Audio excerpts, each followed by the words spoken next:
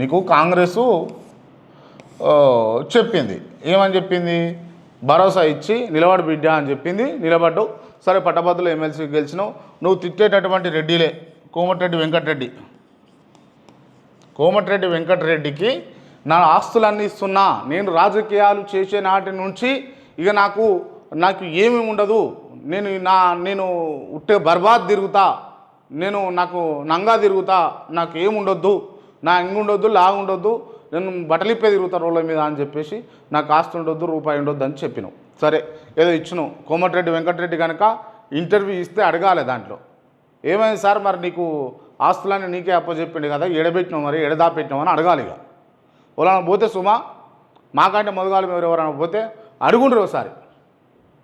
వీడు ఇచ్చిండు కదా, గిదే తిడుతున్నటువంటి కోమటిరెడ్డికి వీడే ఇచ్చిండు కదా, నా ఆస్తులు ఇస్తున్న ప్రభుత్వానికి అని అన్నాడు కదా, ఏమైంది?